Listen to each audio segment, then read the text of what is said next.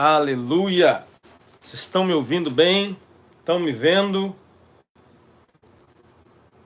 A outra live deu um problema aqui. Não estava aparecendo que era apenas conexão, né? Parecia que tinha um problema naquele link mesmo.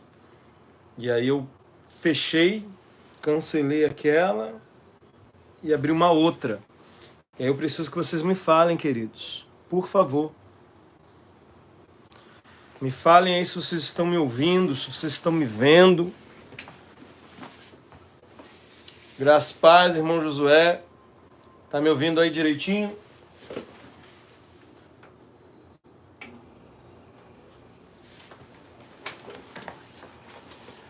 Então, glória a Deus.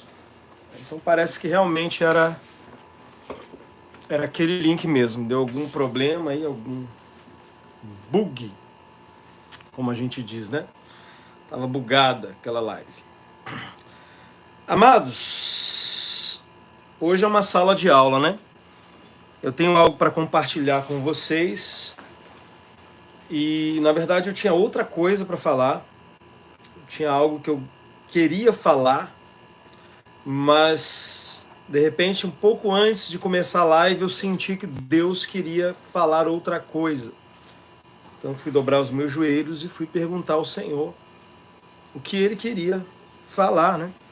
Já que parecia que não era aquilo que eu estava planejando falar. Então, não sei se vocês repararam, eu mudei o título. Eu mudei o título da live. Mudei o título da live, porque Deus me deu um texto e Deus me deu um tema e eu quero compartilhar com vocês, tá bom? Então, eu quero que você abra a sua Bíblia aí no Evangelho de Lucas. Nós vamos falar sobre dinheiro, sobre prosperidade, sobre aquilo que Deus pode fazer na vida de alguém em termos de vida financeira, tá? Você crê que Deus ele age nas nossas vidas financeiras? Quero agradecer aí a oferta de alguém, deixa eu ver. Adriel, gratidão, que o Senhor te multiplique abundantemente. Você crê que Deus prospera pessoas? Que Deus até mesmo enriquece pessoas? Você precisa crer nisso. Porque se você não crer nisso, você não vai crer numa boa parte da Bíblia. Porque nós temos várias pessoas na Bíblia que Deus enriqueceu. Não apenas que Deus proveu. Nós temos testemunhos na Bíblia de pessoas que Deus proveu. Elias foi provido por Deus. Foi provido no ribeiro, foi provido através daquela viúva. Israel foi provido no deserto. Mas há uma diferença entre provisão e riqueza, tá? E sempre que Deus ele enriquece alguém, e a gente está falando de abundância. Eu quero falar hoje sobre abundância. Danilo, o que é abundância? Abundância é quando Deus te dá mais do que você precisa. Isso é abundância. Abundância tem a ver com aquilo que é além do que você precisa. O que é provisão? Provisão é o que você precisa. Se eu tenho um aluguel para pagar amanhã e eu não tenho dinheiro, então eu preciso daquele valor para o aluguel. Se Deus me envia o valor daquele aluguel, eu tive uma provisão. Deus proveu para mim, para minha necessidade. Provisão sempre tem a ver com necessidade. Tá? Provisão tem a ver com necessidade. Então, se eu tenho uma necessidade, eu preciso de algo, Deus me dá aquilo que eu preciso, eu recebi uma provisão. Quando eu recebo mais do que eu preciso, não é provisão, é abundância. E a gente fala muito que Deus é um Deus de provisão, Deus da provisão, Jeová Jireh, Deus da provisão. Mas Deus não é só Deus de provisão. Deus também é um Deus de abundância. Deus é um Deus de abundância. E Deus deseja fazer abundar as nossas vidas. E eu provo isso, eu não vou ler agora, eu vou ler o texto que Deus me deu, mas 2 Coríntios capítulo 9, diz que Deus deseja fazer abundar em nós toda a graça, a fim de que, tendo sempre, em tudo, toda a suficiência, possamos abundar em boas obras. Então veja que a abundância que Deus quer trazer na minha vida é para que eu possa abundar em boas obras. Qual é o propósito da provisão? Suprir minha necessidade. Qual é o propósito da abundância? Que eu venha suprir necessidades de outros. Aleluia! Você vê, Deus é poderoso para fazer abundar em mim toda a graça, a fim de que eu tenha sempre, em tudo, toda a suficiência. Para quê? Para que eu também possa abundar em boas obras. O propósito da abundância é o transbordar da sua vida para outros fins. É quando você deixa de ser um recebedor das bênçãos de Deus e você passa a ser um canal das bênçãos de Deus. Um rio. Tem muitas pessoas que não prosperam porque se enxergam como um mar. E o rio tem que desaguar neles, eles sempre querem receber, tem que vir para eles. Mas eles nunca têm um propósito de enviar, de ser um canal. E eu quero falar hoje sobre o propósito da abundância. Tá? Se Deus te tornasse rico hoje, o que você faria? Você já parou para pensar se Deus, de repente, te desse hoje muito mais do que você precisa? Você tem um plano? Você teria um plano? Você tem já planejado o que você faria se Deus colocasse muitos recursos nas suas mãos?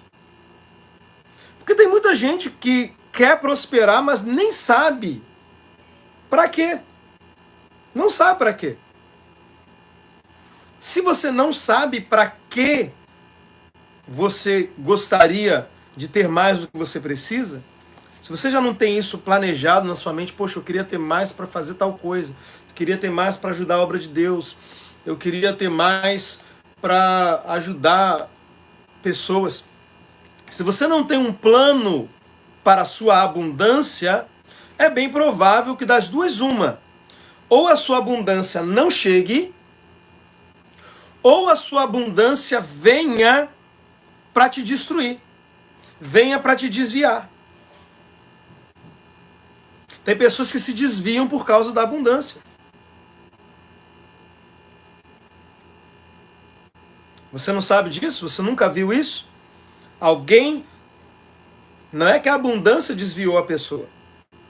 A abundância não desvia ninguém. Mas a pessoa se desvia por causa daquela abundância. Por quê? Porque ela nunca teve um propósito para aquela abundância. Ela queria a abundância pela abundância. Ela queria o dinheiro pelo dinheiro. Ela queria ficar rica por ficar rica. E a Bíblia diz que os que querem ficar ricos caem em ciladas. E em muitas concupiscências. E alguns, por causa desta cobiça, se desviaram da fé e transpassaram a si mesmos com muitas dores. Paulo fala isso lá na sua primeira carta a Timóteo. Então você não pode desejar o dinheiro pelo dinheiro. O dinheiro não é um fim, o dinheiro é um meio. O dinheiro ele é uma ferramenta. E tem muitas pessoas querendo dinheiro por amar o dinheiro. Você não pode querer dinheiro por amor ao dinheiro. Você tem que querer dinheiro por amor a outra coisa. Então eu posso querer dinheiro por amor à minha família. Eu posso querer dinheiro por amor à obra de Deus. Eu posso querer dinheiro por amor às pessoas. Propósito. O propósito não é o dinheiro. O propósito é a minha família. O propósito é a obra de Deus. O propósito é as pessoas. O dinheiro, então, vai ser uma ferramenta para atingir um propósito. Mas o dinheiro nunca pode ser o propósito. Se o dinheiro for o propósito, então você está amando o dinheiro. Amém? Então quando a Bíblia diz os que querem ficar ricos... Danilo, então não é errado ficar rico? Não, é errado querer ficar rico. Danilo, mas como que eu posso ficar rico sem querer ficar rico? É quando a riqueza não é o teu propósito. Você não está querendo ficar rico, você está querendo ter mais para fazer mais. Então, por exemplo, se você tem um propósito, por exemplo, o meu propósito, eu tenho muitos sonhos de Deus na minha vida. Eu desejo que todos esses ensinos, não apenas o que eu trago, mas outros ensinos que eu considero importantes, eu desejo que isso seja divulgado. Eu sinto uma dor no meu coração de tanta ignorância que existe na igreja acerca de tantos assuntos da palavra de Deus. E eu tenho grande paixão pelo ministério de ensino. Então não somente eu quero poder pegar o que eu ensino, investir para que chegue a mais pessoas, imprimir livros. Eu quero gravar as minhas músicas para que as músicas que Deus me deu toquem nas igrejas. Eu quero poder ajudar pessoas. Eu quero poder financiar obras sociais. Tantas coisas que eu sei que se hoje Deus me tornasse um milionário, eu sei exatamente o que eu faria com esse dinheiro. Você está me entendendo? Se Deus te tornasse um milionário hoje, você saberia o que fazer com esse dinheiro? Eu saberia. Eu saberia exatamente em quais ministros, em quais ministérios eu iria investir. Então, a abundância viria como uma ferramenta para que eu cumprisse algo que já está no meu coração. Mas se eu não tivesse nada no meu coração e a abundância me pegasse de surpresa, talvez ela poderia me desviar. Mas por que ela não... A abundância nunca vai desviar alguém que tem um propósito para ela. A abundância desvia alguém cujo propósito é apenas a abundância. Onde os seus olhos estão na abundância, os seus olhos estão no dinheiro. Mas se os seus olhos estão em algo maior, então o dinheiro é um canal para aquilo acontecer. E a Bíblia diz, aonde estiver o teu coração, ali estará. Aonde estiver o teu tesouro, ali estará o teu coração. E Jesus fala sobre os olhos maus. Então, aonde estão os teus olhos? O teu coração geralmente é para onde você está olhando. Quais os teus propósitos, quais as tuas motivações. Eu quero ler esse texto com vocês, veja bem. Diz assim, Lucas capítulo 12. Lucas 12, verso 16. Aqui Jesus vai contar uma parábola que fala sobre um homem que experimentou uma grande abundância, mas não sabia o que fazer com aquela abundância e acabou caindo na avareza por causa da abundância. Veja, Lucas 12, 16. E propôs-lhe uma parábola dizendo, a herdade de um homem, ou a fazenda de um homem rico, veja, esse homem já era rico. Ele era rico e provavelmente não estava fazendo nada com a riqueza dele, a não ser desfrutar e guardar. Aquele homem não tinha o que fazer com mais dinheiro. E olha o que acontece com ele. A herdade de um homem rico tinha produzido com abundância. Verso 17. E ele arrazoava consigo mesmo, dizendo, o que eu farei? Que farei? Não tenho onde recolher os meus frutos. E disse, farei isto, derrubarei os meus celeiros, e edificarei outros maiores, e ali recolherei todas as minhas novidades e os meus bens, e direi à minha alma, alma, tens em depósito muitos bens para muitos anos, descansa, come, bebe e folga. Olha os planos que ele tinha para aquele dinheiro. Você tá prestando atenção nesse texto? Eu quero que você preste muita atenção. Ele já era um homem rico, ele tinha uma fazenda, aquela fazenda produziu muito, produziu tanto que ele não tinha nem onde guardar. Isso me faz lembrar de Malaquias, né? Onde Deus fala que vai enviar uma bênção tal que não haveria nem aonde guardar. Ora, para que eu quero receber tanto dinheiro que eu não tenho nem o que fazer com o dinheiro? Nem onde guardar. Você imagina, o que você faria se Deus te desse hoje muito dinheiro e você não soubesse nem o que fazer? Imagina que você é uma pessoa simples e você não tem grandes ambições, você não quer ter mansão, você não quer ter helicóptero, você quer ter uma boa casa, você quer ter um bom carro, você quer dar o melhor para sua família, é o que você quer. Mas de repente Deus te dá tanto dinheiro que até os teus sonhos, aquele dinheiro é demais. Você nem tem tanto sonho para tanto dinheiro. Imagina se Deus fizesse isso com você hoje. Se Deus te desse mais, não só daquilo você ganhasse e você pensasse assim, caramba, mesmo se eu comprar uma casa, um carro e dar uma boa vida para os meus filhos, ainda assim vai sobrar muito. O que eu faço com esse dinheiro? O que você faria? O que você faria? E para que Deus? Será que Deus faria isso com alguém? Será que Deus daria para alguém muito mais do que essa pessoa precisa? Se Deus faria isso, com qual intenção Deus faria? Para que Deus iria querer dar mais do que alguém precisa? Para quê? Quando Deus dizia para Israel, eu vou enviar uma bênção tal, que vocês não vão ter nem onde guardar. Para que eu quero tanto a ponto de não ter onde guardar? Se o que veio é muito que não tenho nem onde guardar, é sinal que não é para guardar. É sinal que eu tenho que perguntar para Deus, Senhor, para que veio? Para que esse excedente? Para que esse a mais? Para que isso que está transbordando? Está transbordando aqui, Senhor. O meu copo é de 500... Não, isso aqui é de... Deve ter uns 700 ml aqui. Meu Deus, quase 1 litro de água. Mas o meu copo aqui é de 700 ml, o Senhor está mandando 10 litros de água. Está transbordando. Se eu não tiver o que fazer com essa água que está sobrando, vai desperdiçar. Vai ter um desperdício aqui. Então eu preciso de um propósito. Veja. O Ramando Kalamassurianda Rebanai Ketui Brahanda Labas. Oh, obrigado, Senhor. Obrigado, Espírito Santo. Deus só começou a multiplicar o azeite daquela mulher, daquela viúva, quando ela tinha muitos vasos, aonde o azeite que transbordasse daquele vaso pudesse ser colocado em outros vasos. Quando os vasos acabaram, aquele transbordar também cessou.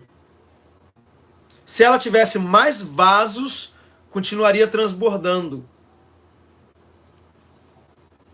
Presta bem atenção. Se ela tivesse mais vasos, haveria uma produção de mais azeite. Se produzisse mais azeite do que ela tinha vasos, haveria um desperdício e haveria uma bagunça, uma sujeira. Está vendo? Ia sujar a casa dela toda. Já não seria positivo, seria negativo. Quando Jesus deu a pesca maravilhosa para o apóstolo Pedro, ele teve que chamar outros barcos para ajudá-lo. Se ele não chamasse outros barcos para ajudá-lo, o milagre foi tanto, a fartura de peixe era tanta, que se ele não compartilha, o barco dele iria afundar. Tem muita gente afundando, por isso que Paulo diz, alguns por causa da cobiça fizeram naufrágio na fé. Se você não tiver o que fazer, se você não tiver planos para a abundância, não queira abundância, ela vai afundar o teu barco. Então tenha propósito para a sua abundância. E ela virá. E quando ela vier, você saberá exatamente com quais barcos dividir o peixe, com quais vasos dividir o azeite. Esse homem aqui teve uma grande abundância e não sabia o que fazer. Eu não sabia o que eu vou fazer. Eu não tenho nem onde guardar todos os meus frutos. Ele falou, já sei. Vou derrubar os meus celeiros, vou construir celeiros maiores, vou guardar tudo. Você vê que não tinha plano aqui de compartilhar com ninguém, né? Você percebeu que em nenhum momento ele menciona que vai compartilhar com alguém, que vai abençoar alguém. Em nenhum momento. Em todo momento ele fala, é tudo meu. O que eu vou fazer com isso? Como que como que eu vou aproveitar tudo isso? Já sei. Vou derrubar os meus celeiros, vou construir celeiros maiores, vou estocar tudo. Então direi à minha alma, alma, tens em depósito muitos bens para muitos anos. Descansa, come, bebe, folga. Olha que interessante, ele já era rico, mas não estava descansando. Agora que ele tinha suficiente para muitos dias, agora ele ia descansar. Ou seja, isso fala de alguém que não consegue descansar em Deus. Colocou a sua esperança no dinheiro. Ah, eu tenho muito dinheiro, então eu posso ficar tranquilo. E se você não tivesse esse dinheiro? Aí eu não ficava tranquilo. Ou seja, a minha tranquilidade é o dinheiro, a minha tranquilidade não é o Senhor. E quais eram os planos dele? Comer, beber e folgar. Comer, beber e folgar. Você vê? Nenhum plano que envolva outra pessoa. Nenhum plano que envolva algo útil para alguém além dele. Planos só para ele mesmo. Para o seu próprio deleite, para o seu próprio desfrute. Não é errado. Não é errado você desfrutar do que Deus te dá. Muito pelo contrário. Muito pelo contrário. Quando Deus criou o jardim, era muito mais do que Adão e Eva podiam comer. Você acha que Adão e Eva, um casal, ia dar conta de comer tanta fruta de tanta árvore? Imagina, todas as espécies que existem hoje estavam lá no jardim. Um pé de laranja, eles não iam dar conta de comer as laranjas todas. E o que Deus disse para eles? Coma livremente. Coma livremente. Querido, se Deus está trazendo prosperidade para a sua vida, desfrute. Eu confesso para os irmãos que eu passei tanta necessidade a minha vida inteira, eu fui tão acostumado com a falta, com a escassez, que quando Deus começou a me prosperar, eu confesso para os irmãos que até hoje, se eu não me policiar, fica algo ali dentro de mim, sabe? Você sai para desfrutar, gastar dinheiro com a tua mulher, com os teus filhos, e fica um espírito de condenação ali. Ai, mas tem tanta gente passando fome, você vai gastar R$100 numa pizza, sabe? Um espírito. Imagina, você teve escassez a vida inteira, e aí Deus te prospera, aí agora o diabo quer colocar condenação em você, porque você está desfrutando do que Deus te deu. E aí você está ali proporcionando algo para a sua família. Porque eu vou ser bem sincero, irmãos. Quando eu planejo, vou sair e vou gastar dinheiro. Vou sair, vou botar meus filhos dentro de um carro, vou sair para comer, ou eu vou pedir uma pizza. Eu estou pensando muito mais na minha família do que em mim. Talvez se eu pensasse, se eu fosse solteiro, talvez eu nem fosse querer gastar aquele dinheiro. Investir.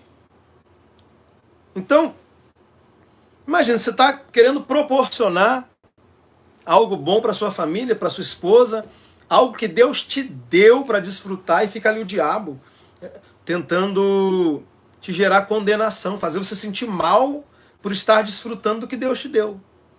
Então, quando Deus colocou Adão e Eva no jardim, se eles deixassem de desfrutar, ninguém ia ganhar nada com isso, não.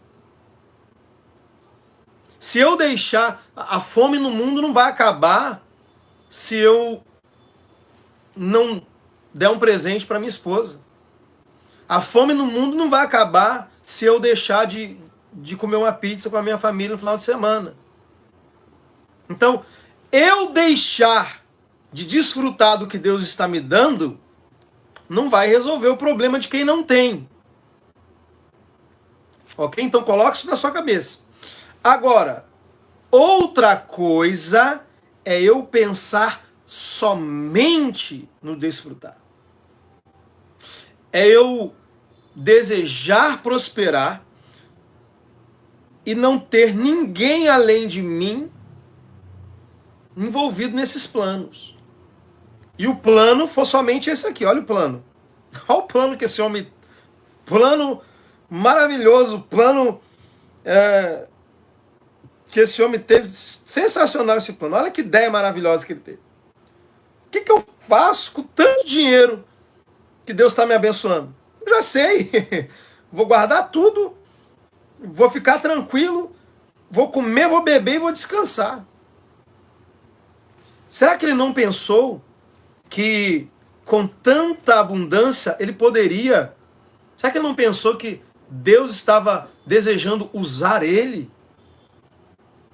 para cumprir seus propósitos na terra? Será que ele não pensou? Será que não tinha ninguém passando necessidade perto desse homem?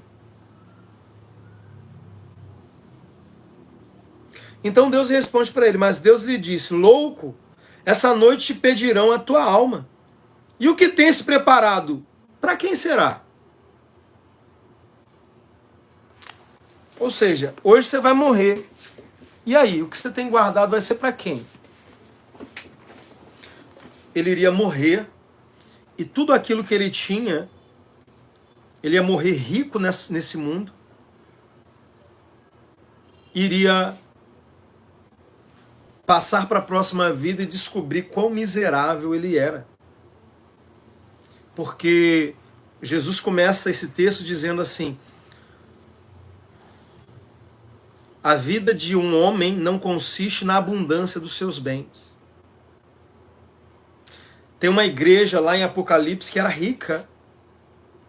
E Jesus diz para ela, você é pobre, miserável, cego e nu.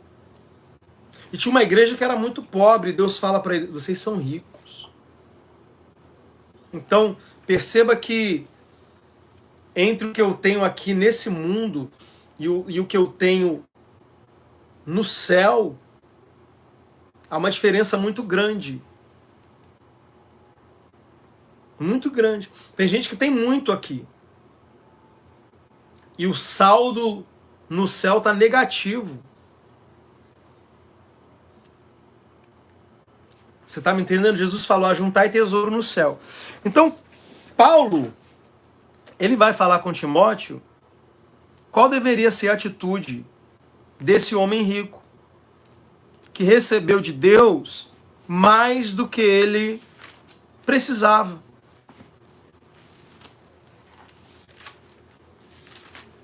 Um homem rico.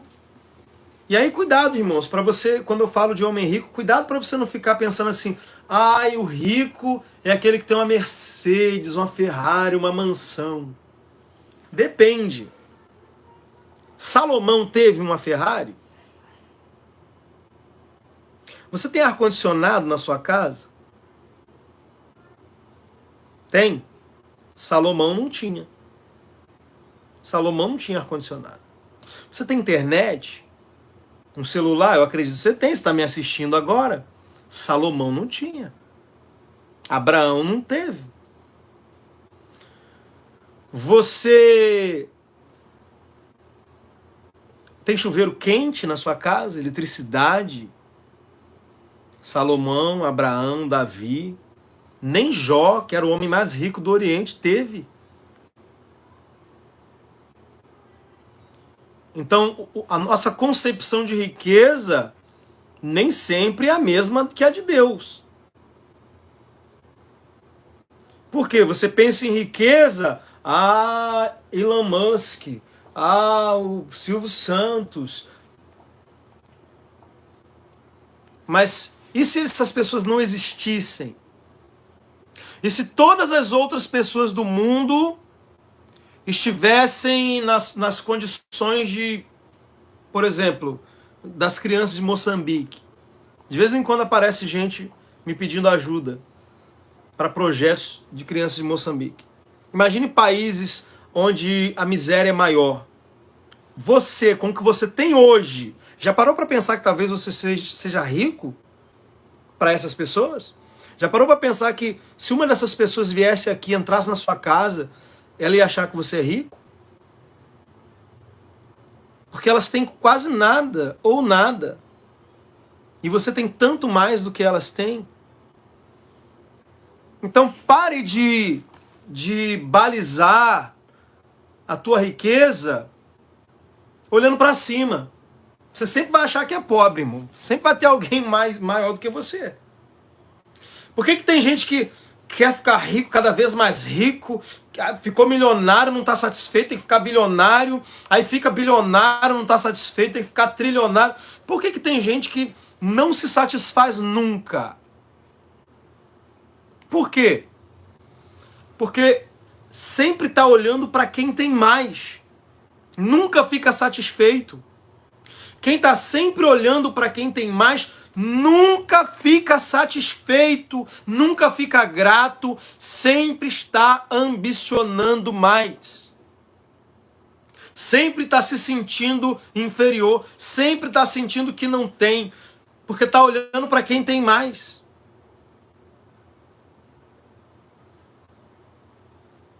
Mas se você parar para pensar e analisar pessoas que estão piores do que você, é sempre melhor olhar para quem está pior do que para quem está melhor. A Bíblia diz que é melhor você ir no enterro do que ir numa festa. Porque o enterro te faz refletir sobre a vida. Da mesma forma, quando você olha para alguém que está pior do que você, quando você vê alguém doente, por exemplo, e você está com saúde, talvez você está desempregado, mas está com saúde. Aí você está tão desesperado, tão triste, tão destruído porque você está desempregado e pensa que você, eu sou a pessoa que estou sofrendo mais no mundo. Daqui a pouco você vê alguém ali com câncer, estado terminal. E aí você vai ser grato a Deus pela tua saúde. Então, se a gente ficar olhando sempre para quem tem mais, você sempre vai se sentir pobre.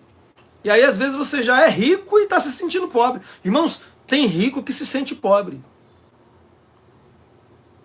Ele é rico, aí olha para o milionário e se sente pobre. Mas se ele olhasse para o pobre, ele ia saber que ele é rico. E até o pobre, se olhasse para quem está na miséria, iria se sentir rico. Iria ser grato a Deus pelo que tem. Paulo chega a dizer o seguinte, eu vou ler para vocês aqui. Candalamasu iteki barando silamando recandalamasu. Ramando recalamando recatorobosso toroloboco chatraba mamando copochapa paparosa. Obrigado, Espírito Santo, obrigado, Espírito Santo, que a tua palavra nos corte, que a tua palavra penetre, que a tua palavra de vida, Senhor, alma e espírito, nessa noite. Ramando recalamando roxarabagada sui calamando rócia. 1 Timóteo capítulo 6, verso 6 diz assim, mas é grande ganho a piedade com contentamento, porque nada trouxemos para esse mundo e manifesto é que nada podemos levar dele. Tendo, porém, o sustento e com que nos vestir, estejamos com isso contentes. Contente é diferente de acomodado. Não confunda contente com acomodado. Estar contente não significa que você não vai fazer nada para melhorar. Não significa que você não vai trabalhar, administrar, semear, crer, declarar. Não significa que você não vai buscar algo mais. Estar contente significa que você não está deprimido. Significa que você não está murmurando. Estar contente significa que você é grato. Não quer dizer que você não pode desejar comer uma picanha. Mas desejar comer uma picanha jamais deve ser motivo para ser ingrato pelo ovo, pelo arroz e pelo feijão que você está comendo. Você pode desejar a picanha. Você pode trabalhar e fazer o que é preciso para comer uma picanha. Mas você não pode, pelo fato de não estar comendo picanha, ser ingrato pelo arroz com feijão e ovo, e até se não tiver o ovo. Por quê? Porque se tivermos o sustento e com que nos vestir, devemos estar contentes. Por quê? Porque tem gente no mundo agora que não tem nem o que comer e nem o que vestir. Agora, nesse momento, tem alguém sem ter o que comer, sem ter o que vestir, e diante dessa realidade, não é justo eu reclamar quando eu tenho o que comer e quando eu tenho o que vestir. Esse foi o problema do povo de Israel no deserto. Eles tinham maná diário, mas eles queriam carne do Egito, eles queriam cebolas, melões, eles não tinham isso no deserto. E eles chegaram ao ponto de amaldiçoar o maná, de dizer, nós não temos nada, nossa alma já está com fastio desse maldito maná. Irmãos, quando nós estamos tão focados naquilo que não temos, e o nome disso é cobiça, veja, há uma diferença entre ambição e cobiça. Ambição e ganância. Você sabe que há uma diferença entre ambição e ganância? Eu tenho ambição. Até Deus tem ambição. Ambicionar é desejar, é planejar, é querer algo melhor. Isso é ambicionar. A Bíblia diz que as ambições do justo resultam em benefício para muitos. Isso está lá em Provérbios. As ambições do justo, então o justo pode ter ambições. Presta atenção nisso. As ambições do justo, então o justo pode ter ambições. Mas olha o que diz, as ambições do justo resultam em bem para muitos. Porque o justo nunca pensa só nele. Tudo que o justo ambiciona resulta em bens para muitos. As ambições do justo são justas, são santas, são santificadas, são redimidas. Então, ter ambição não é errado. Ser ganancioso, cobiçoso, isso é errado. Ganância e cobiça. Amém? Você consegue entender a diferença disso? Você ter uma ambição, você pode ter uma ambição e ao mesmo tempo estar feliz, satisfeito com o que você já tem. Ser grato a Deus pelo que você tem, sabendo que tem pessoas que têm menos do que você.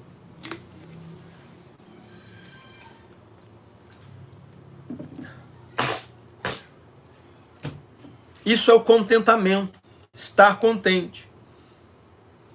E aí ele continua, olha, mas os que querem ficar ricos caem em tentações. Veja, não são os que querem dar o melhor para sua família, não são os que querem ajudar mais pessoas, não são os que querem financiar a obra de Deus, não, são os que querem ficar rico. O foco dele é a riqueza, não o que ele poderia fazer com aquela riqueza.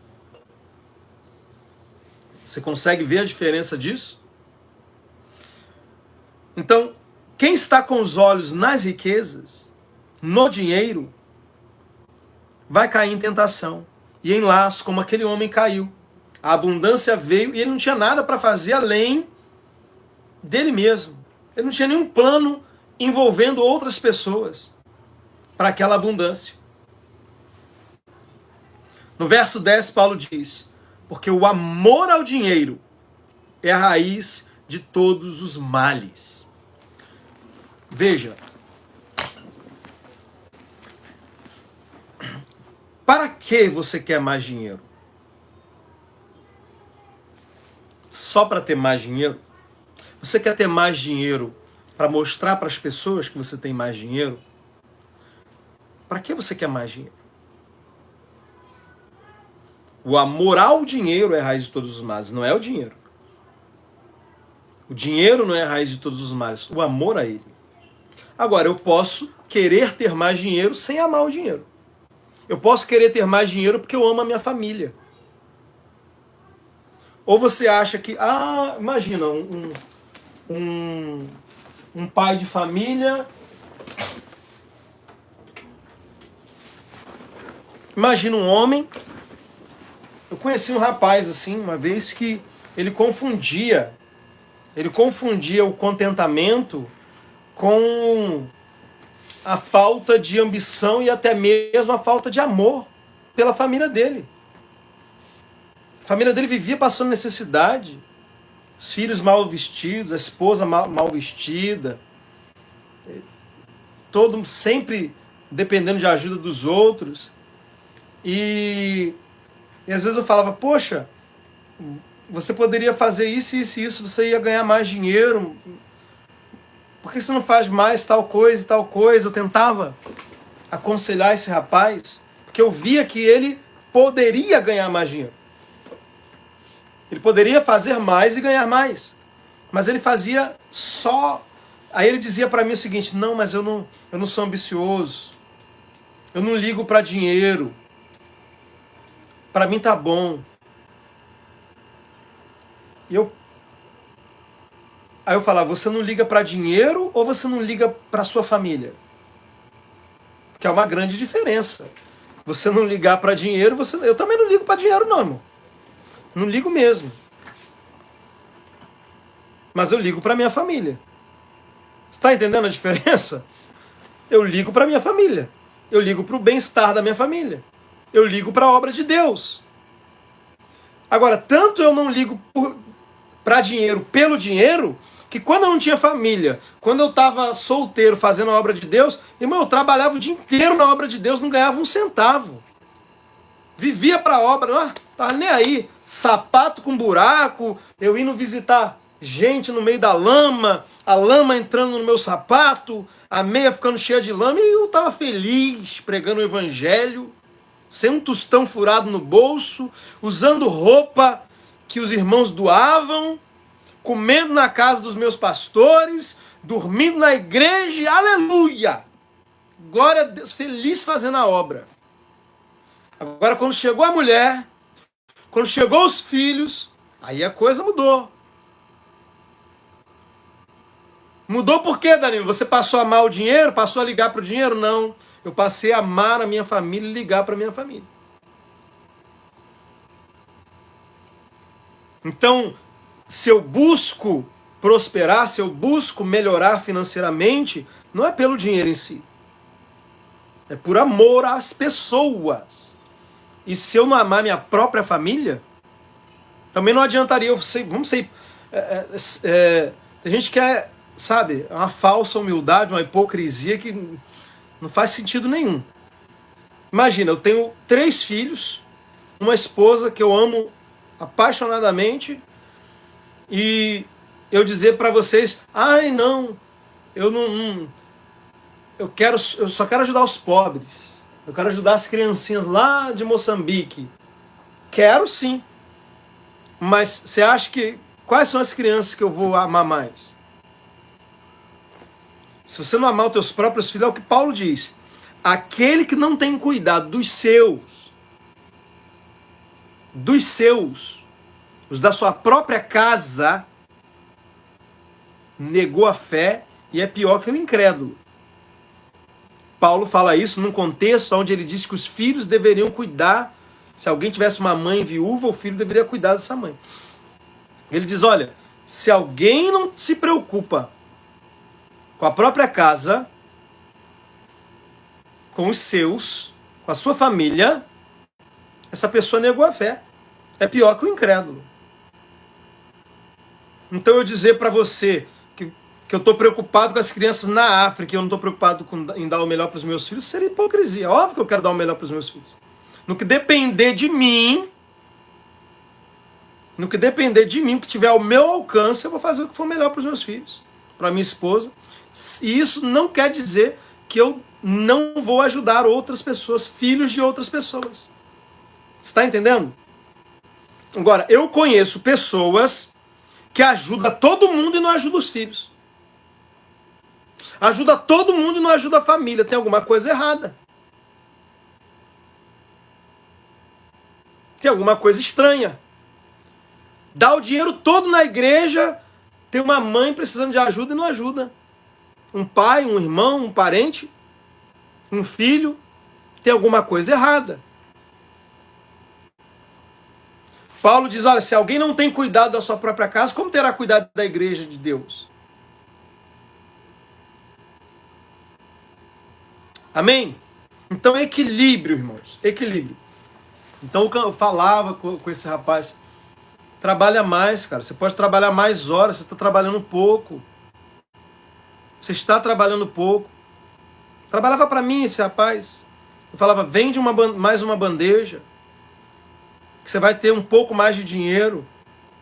Se você está conseguindo viver com essas duas bandejas que você está vendendo, se você vender a terceira, pensa que se você está conseguindo viver com duas, essa terceira você pode investir, você pode dar um presente para sua esposa, você pode levar seus filhos para fazer um lanche. Ah, não, eu não tenho ambição, não sou ganancioso, eu não ligo para dinheiro. Não, você não liga para tua esposa, você não liga para tua família.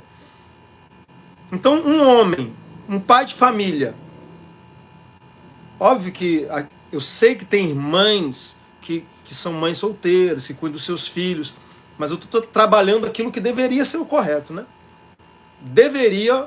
O correto deveria ser toda a família ter ali o cabeça, o pai, o provedor, a mãe como auxiliadora, podendo trabalhar, mas nunca carregando o peso nas costas, mais para ajudar do que necessariamente para ser responsável pela casa. Então eu estou trabalhando o que deveria ser o correto. Então você interprete aí dentro da tua realidade. Mas vamos supor, um pai de família, podendo fazer algo para melhorar de vida e não faz, e a desculpa dele é que eu não sou ganancioso. Desculpa. Isso não é falta de ganância, é falta de amor pela tua família. Então, todo pai, toda mãe quer o melhor para os seus filhos. O marido deveria querer o melhor para sua esposa. Todo marido deveria querer poder. Eu sempre. E eu vou te dizer mais, irmão. Jesus gosta, Jesus aprova que você queira dar o melhor para sua esposa e para os seus filhos. Jesus. Ok? Jesus gosta disso. Não só que você se preocupe com os missionários, com as crianças carentes. Jesus gosta também que você queira dar o melhor para sua mulher, para os seus filhos. Sabe por que eu sei disso? Porque teve uma época que eu estava trabalhando demais. Aí eu entrei num outro desequilíbrio, aonde eu queria contar com a força do meu braço. Parei de orar, parei de ler Bíblia, parei de jejuar, parei de pregar, e trabalhava, acordava cedo e chegava tarde. Queria trazer o dinheiro, queria suprir a minha esposa e acabava não suprindo ela em outras áreas. Porque eu ficava o dia inteiro trabalhando, ela não tinha uma companhia. Então você percebe aonde que está o desequilíbrio. O desequilíbrio está quando as coisas estão desequilibradas, né? Ora essa. Quando você está fazendo algo que está negligenciando outra coisa. Então, se eu posso trabalhar mais, ganhar mais e dar o melhor para minha família, eu vou fazer isso.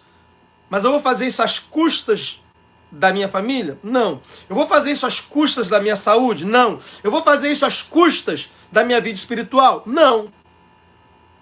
Esse é o equilíbrio. O que vem à mão para fazer, faça na medida das tuas forças. Agora tem gente que é displicente, negligente. E a Bíblia diz que a mão do negligente traz pobreza, mas a mão dos diligentes conduz à abundância. O que é mão do diligente? É que ele faz o que está ao alcance dele para melhorar. Mas ele é diligente, ele nunca vai negligenciar outras responsabilidades. Então ele vai ter o equilíbrio. E nessa época que eu estava nesse desequilíbrio de trabalhar, sem orar, sem ter tempo para a mulher, sem ter tempo para Deus, vivendo para o trabalho, transformando o meu trabalho num Deus, foi quando Jesus apareceu para mim. Eu já contei isso aqui. E por que eu estava trabalhando tanto? Porque antes de eu me casar, eu vivia totalmente focado na obra de Deus, não tinha um emprego, não tinha estudo, era obra, obra, obra, obra, obra, obra, não recebia salário nenhum na igreja que eu servia, vestia roupa de doação, comia o que tinha na casa dos meus pastores, era como eu vivia. Minha esposa veio de uma família mais nobre. Meu sogro sempre teve uma vida bem abastada, capitão da Marinha Mercante.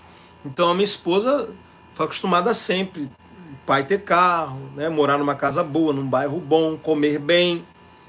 E agora casou comigo e a gente passando, meu Deus do céu, muito amor mesmo. Tava muito apaixonada, porque é a velha história da princesa e do plebeu. Mas como eu amava muito, e amo até hoje, eu queria muito dar, no mínimo, o que ela tinha antes. E eu não trabalhava pensando em mim, eu trabalhava pensando nela, porque antes a gente não tinha os filhos. Era eu e minha esposa só. Demorou 3 anos para o Jonathan, que é o meu primeiro filho, nascer. E isso por causa de um milagre, porque Deus teve que curá-la para ela poder engravidar. Então, enquanto era só eu e ela era a minha motivação para querer prosperar. E aí foi nesse período que Jesus apareceu para mim. E olha só que interessante. Para você que acha que Jesus não liga, né, para que você tenha para dar o melhor para tua família. Quando Jesus apareceu para mim, ele não falou assim: olha, se você fizer a minha vontade e cumprir o chamado que eu tenho para você, eu vou te dar muito dinheiro para você alimentar todos os órfãos do Brasil. Embora, pode ter certeza que o dia que eu tiver milhões e não tiver o que fazer com esses milhões, eu vou procurar o que fazer, eu vou abrir orfanato, pode ter certeza disso. Mas quando Jesus me apareceu, você sabe o que ele me prometeu? E eu falo isso sem medo nenhum, eu quero que caia um raio na minha cabeça se eu estou falando alguma mentira aqui. Eu vi o Senhor numa visão, obviamente não foi fisicamente, Jesus não sai do trono para vir falar com ninguém, mas o Espírito Santo manifesta, assim como Paulo teve visões de Jesus há 12 anos atrás. Jesus sentou na minha cama, no meu quarto, olhou nos meus olhos e falou para mim: filho, se você fizer a minha vontade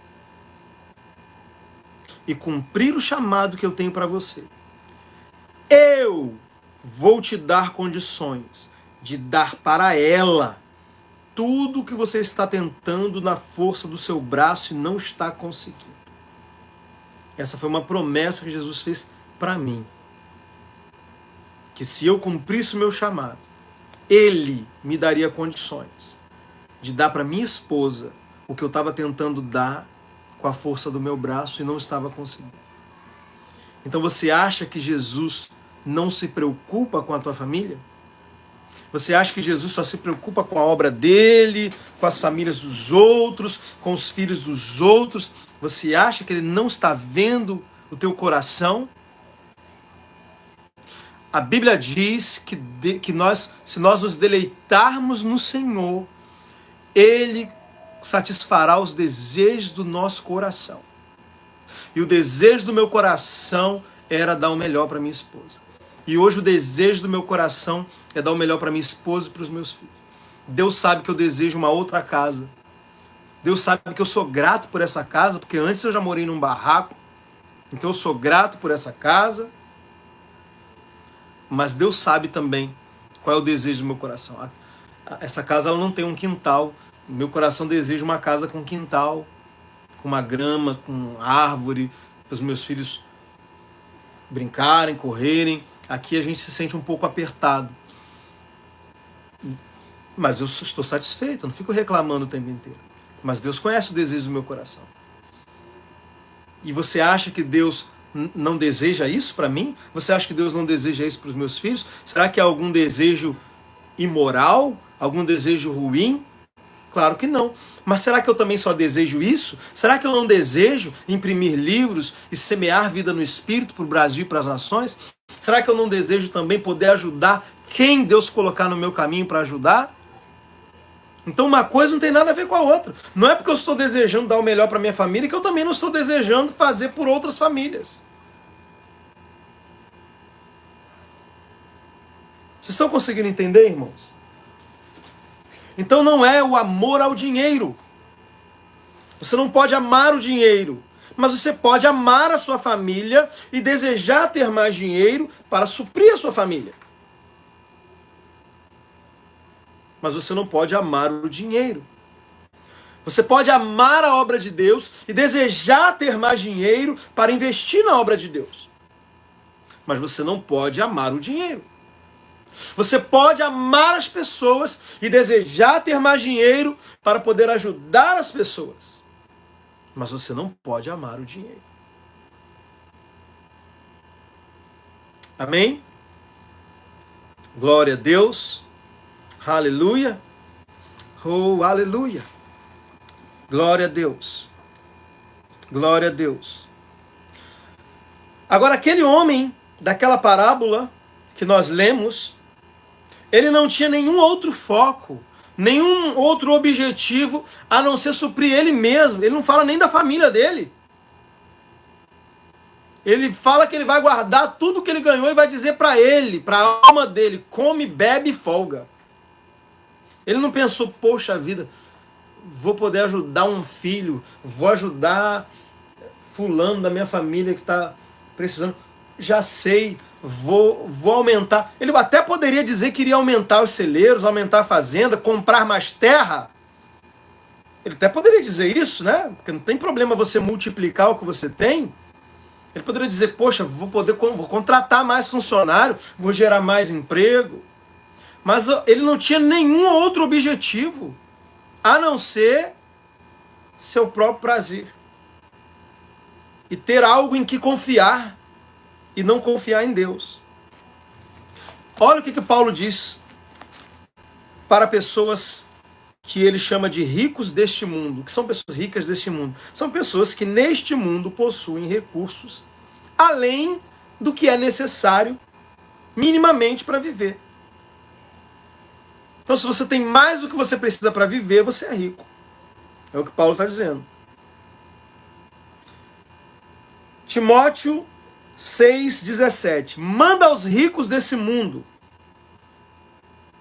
que peguem todo o seu dinheiro e deem para os pobres, que o dinheiro é ruim. Não, Paulo não disse isso. Ah, Danilo, mas Jesus falou para o jovem rico que era para ele pegar tudo que tinha e repartir com os pobres. Jesus falou para aquele rapaz, para ele, e falou, você vem e me segue. As pessoas para quem Jesus dizia, vem e me segue, se tornariam apóstolos depois. Porque não eram só os 12. Jesus tinha os 12, que eram os principais, depois ele teve 70 apóstolos, que ele enviou de 2 em 2. Então quando Jesus chamava alguém, vem e me segue, essa pessoa tinha que deixar tudo mesmo.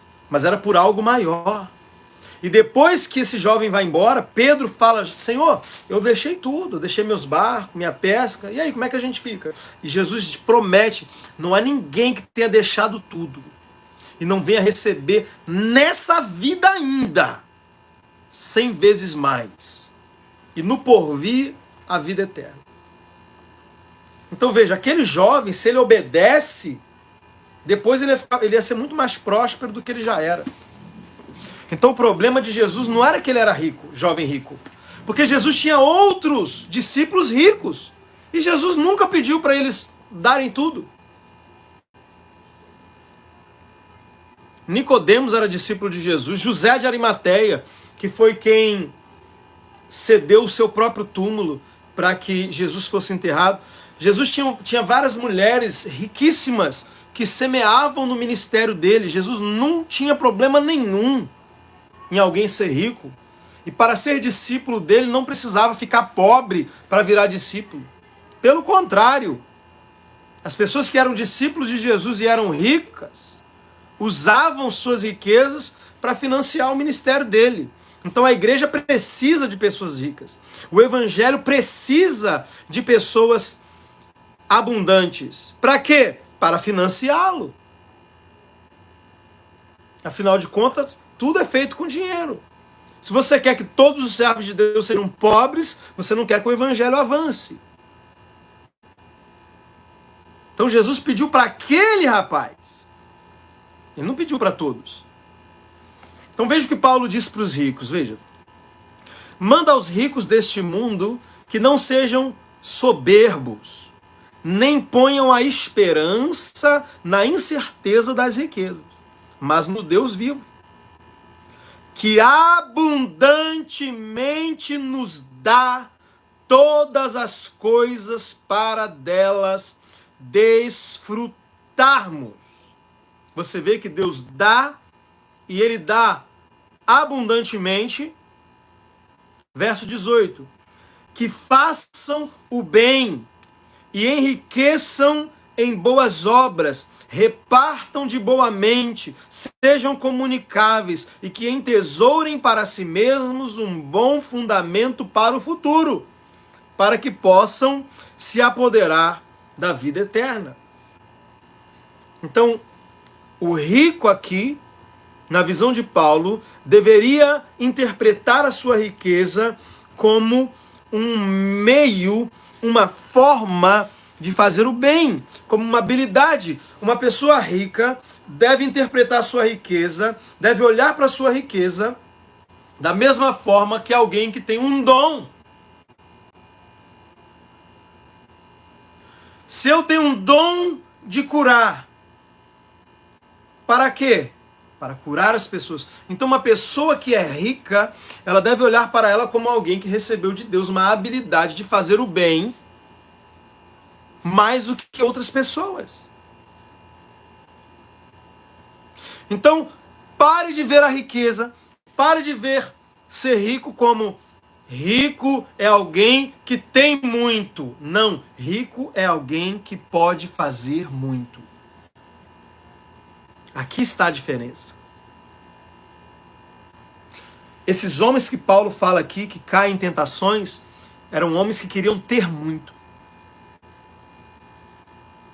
Se você quiser ficar rico porque você quer ter muito, você vai cair em tentação. Você não vai ter propósito para a prosperidade. E você vai pegar a prosperidade que Deus te deu e transformar num bezerro de ouro como os israelitas fizeram. Mas se você deseja fazer muito, então Deus poderá te dar muito para que você faça muito. Amém? Riqueza é capacidade para fazer o bem. A riqueza é uma ferramenta, é um recurso. E olha o que Paulo diz aqui, em 2 Coríntios. Lamasso te quilamando rebasso randa re calabarandoro. Orianda raba raba raba raba raba raba raba raba raba. Orianda raba raba raba raba raba she. Eramanda labarando re calabarando ro corolo boro boro boro boro boro boro shokoro boro boro. 2 Coríntios capítulo 9, verso 8 diz: E Deus é poderoso para fazer abundar em vós toda a graça, a fim de que, tendo sempre, em tudo, toda a suficiência, possais abundar em toda boa obra. Deus quer que você tenha capacidade, recurso para fazer o bem. Olha só o versículo 11. Sereis enriquecidos para toda generosidade.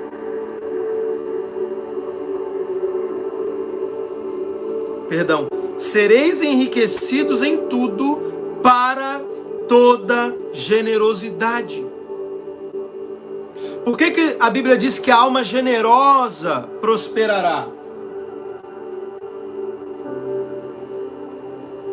Por que uma das características que Deus procura em alguém para enriquecer essa pessoa é a generosidade? Porque o propósito da abundância é a generosidade. Sereis enriquecidos para que possais ser generosos. É o que diz aqui.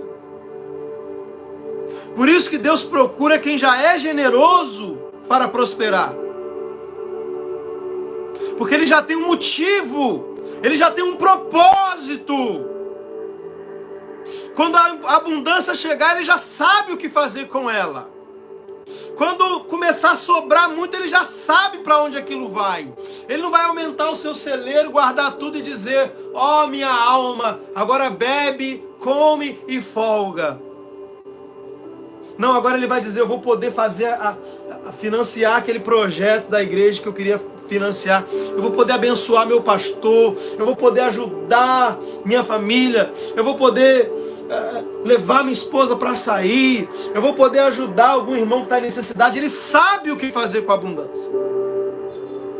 Aleluia.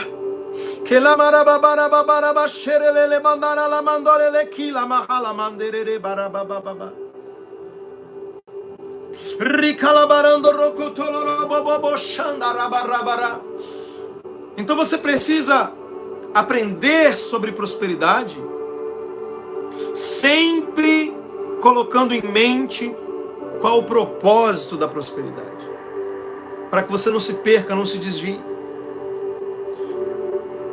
A Bíblia diz que Israel saiu do Egito com prata e com ouro. Deus os fez sair, está lá no Salmo 105. Deus os fez sair com prata e ouro. Deus não apenas redimiu Israel da escravidão, Deus os fez prósperos na saída do Egito. Deus resgatou suas finanças também. Só que eles não sabiam o motivo daquela prata e daquele ouro. Eles não sabiam que lá no deserto eles teriam que levantar um tabernáculo, que aquele ouro iria servir para fazer os utensílios do templo, para fazer a arca da aliança. Eles não sabiam. Eles não tinham um propósito definido para aquela abundância. E quando Moisés ficou no monte 40 dias, o que eles fizeram? Um bezerro de ouro. Eles pegaram a abundância, eles pegaram a prosperidade, eles pegaram a riqueza e adoraram a riqueza. Idolatraram, se tornaram idólatras da riqueza. Quem não sabe o propósito da prosperidade, quando recebe prosperidade, idolatra a prosperidade.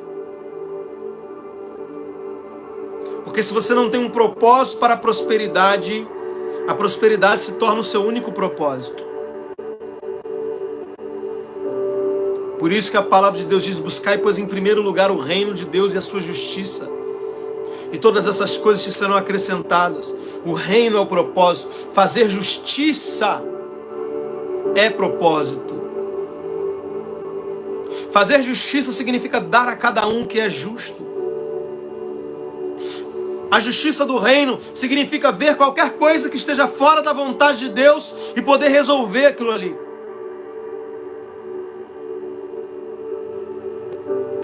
Isso é justiça.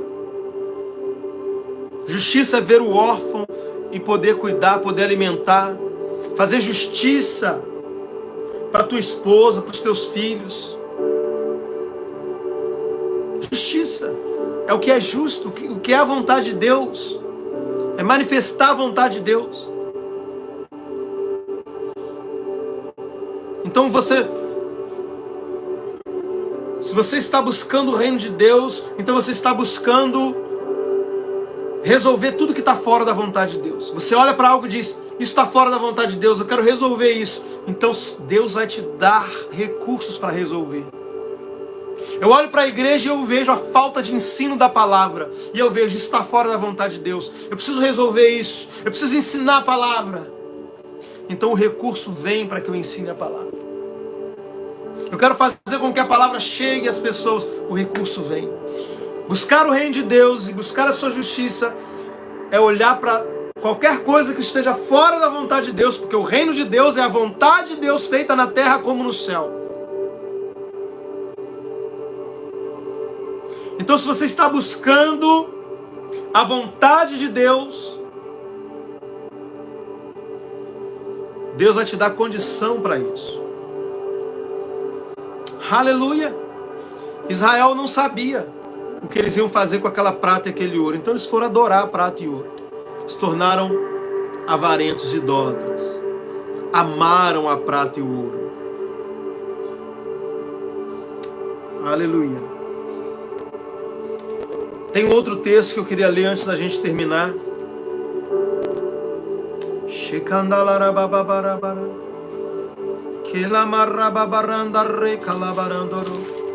Perceba que Deus ele não é contra você desfrutar. Se Deus te der abundância, os primeiros a desfrutar serão você e sua família. Paulo disse: Deus nos dá todas as coisas para delas desfrutarmos. Deus não está pensando nos outros só e não em você e não na tua família. Ele também está pensando em você e na sua família. Então ele não é contra você e sua família desfrutarem.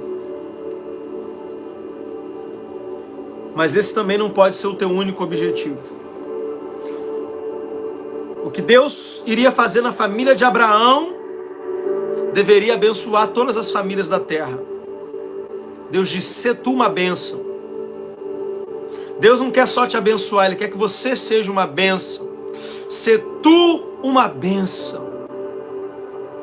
E através de ti, todas as famílias da terra serão abençoadas. Então Deus quer abençoar a tua casa, Deus quer fazer pela tua família, mas através da tua família, que outras famílias também sejam abençoadas. Aleluia! Mas Deus também está pensando na sua família.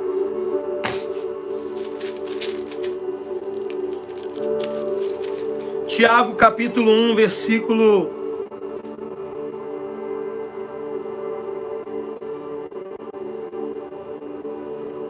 Só um instante. Perdão, Tiago capítulo 4, versículo 2. Tiago 4, verso 2. Cobiçais e nada tendes. Matais e sois invejosos e nada podeis alcançar. Combateis e guerreais, e nada tendes, porque não pedis. Vocês não têm porque vocês não pedem. Agora olha o versículo 3. E quando vocês pedem, não recebem. Pedem e não recebem, porque pedem mal, para gastardes em vossos deleites. Lembra daquele homem? Eu vou guardar tudo e vou dizer para minha alma: come, bebe e descansa. Você quer ver você prosperar rápido, querido? Tenha propósitos e planos que vão além de você. Abrace os propósitos de Deus. Abrace os planos de Deus. Jesus disse: me convém cuidar dos negócios do meu Pai. Comece a olhar para aquilo que é do interesse de Deus e faça aquilo que é do interesse de Deus ser o seu interesse.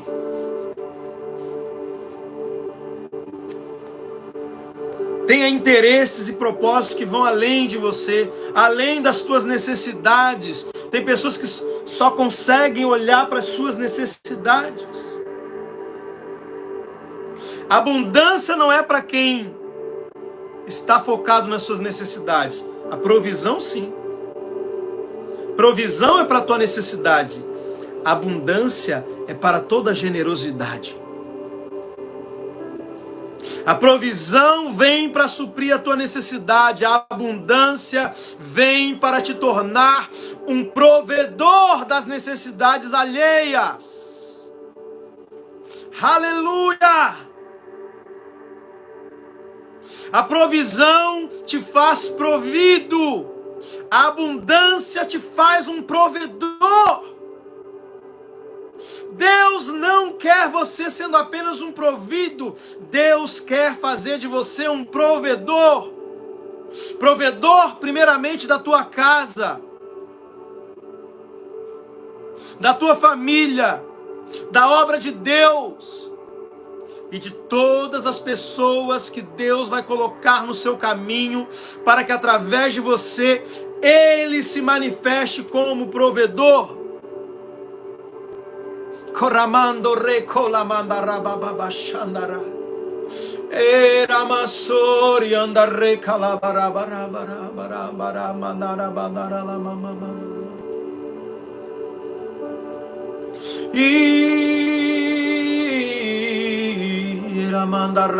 Comece a orar em outras línguas agora. Comece a orar em outras línguas. Que la mando ricola mandara baba baba shanda re calabarando ricandala mahasuriando ricalabarando re.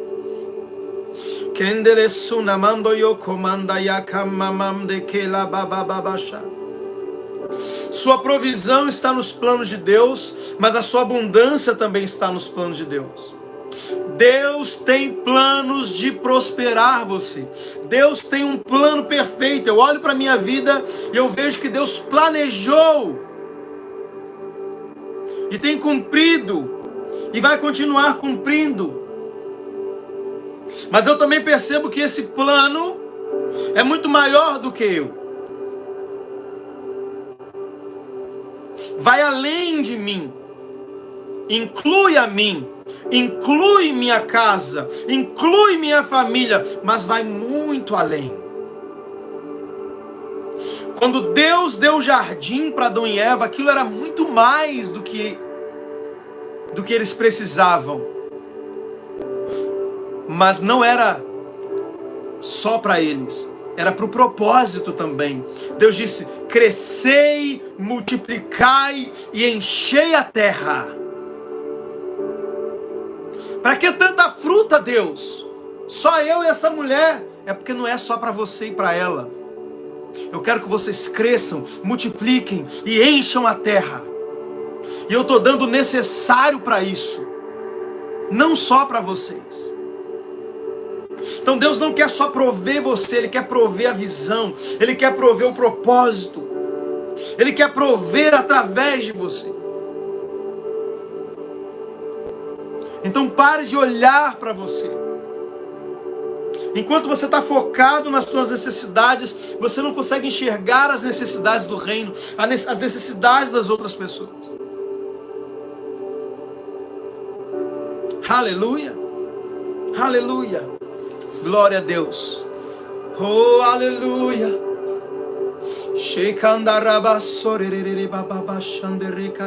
Deus é o dono do ouro e da prata. A Bíblia diz: do Senhor é a terra e toda a sua plenitude. Do Senhor é a terra e toda a sua... Em uma noite, Deus tirou das mãos dos egípcios e colocou nas mãos dos hebreus. Numa noite,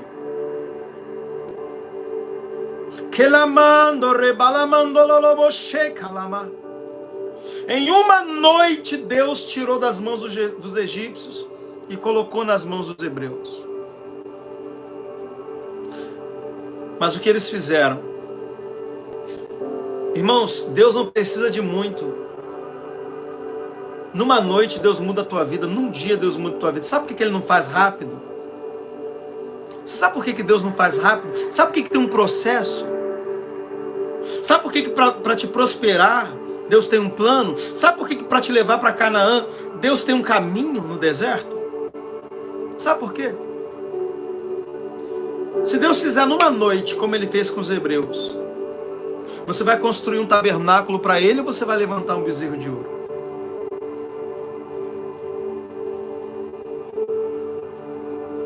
Se Deus fizer num piscar de olhos, se Deus fizer num estalar de dedos, se Deus te der tudo rápido que você tem pedido a Ele, se não houver nenhuma preparação, nenhum processo, se Ele te der hoje muito mais do que você precisa, você vai construir um tabernáculo para Ele, ou você vai levantar um bezerro de ouro?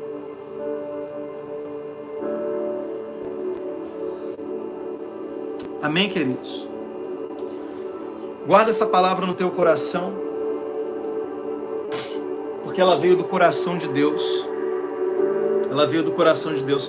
Eu planejava falar sobre outro assunto, envolvendo dinheiro também, mas sobre outras coisas. E Deus me incomodou muito antes da live, eu dobrei os meus joelhos e o Senhor falou comigo, essa é a mensagem. Fale para eles o propósito da abundância. Eu quero trazer abundância, eu quero fazer abundar na vida deles. Mas eles precisam entender para quê. Se Pedro não compartilhasse com os outros barcos, o barco dele iria afundar. Tem coisas que se Deus te der rápido e você não souber o que fazer com isso, vai afundar a tua vida. Vai fazer você naufragar. Então, muito mais do que buscar a prosperidade, busque o propósito dela. Busque ser generoso. Busque o reino de Deus em primeiro lugar e a sua justiça. E todas essas coisas te serão acrescentadas. Amém? Glória a Deus.